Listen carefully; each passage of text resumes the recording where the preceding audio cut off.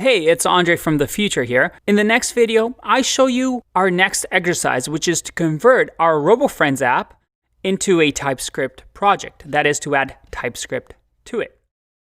Now, when I created the next video, TypeScript was not part of Create React App. There wasn't an easy way to add TypeScript to our Create React App project.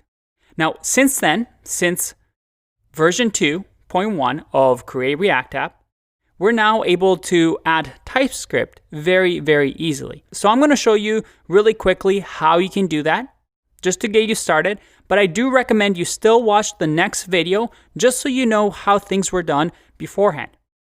At the end of the day, all that this setup is going to do is going to automate a lot of the steps that I show you in the next video. So how can we install TypeScript? Well, very easily. We use the npx command, which again, we saw in our Create React App 3 video. So we use npx to just run this command. So let's do npx create react app. You can call your app whatever you want. I'll call it my app, and then just do -- TypeScript.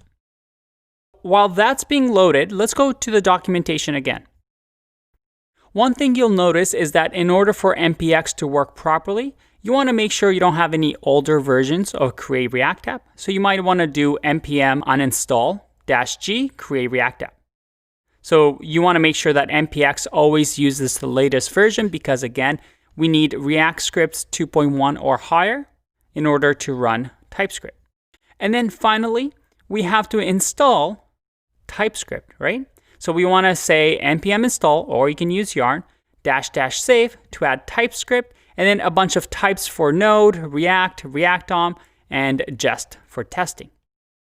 So I can actually just copy and paste this, and I'll link to this resource, this Create React App resource for you. And then we simply copy and paste. Oop, we don't want to copy all of this. That's better.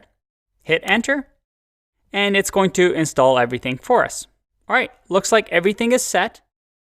Now, if I go into my app now, we should have everything working. Now, the last piece is to actually rename our JavaScript files from .js to .tsx. So we want to make sure that they're a TypeScript file. So let's go to the source folder and just rename some of these to TSX. So let's do that. I'll say rename TSX. Same with the service worker file. Actually, service worker file, we can just leave it the way it is. And then finally, let's just do app.js as well. All right, if we do npm start now, you'll notice that a tslint config was generated for us. How cool is that? So this tsconfig actually has all the default configurations, such as JSX, React, all of this set up for us. Something that, as you'll see in the next video, I had to do manually. Now, although this was really, really easy, I recommend you use the GitHub repository I'll provide for you in the next video, because in the next video, we'll have a TypeScript setup specifically for our RoboFriends app.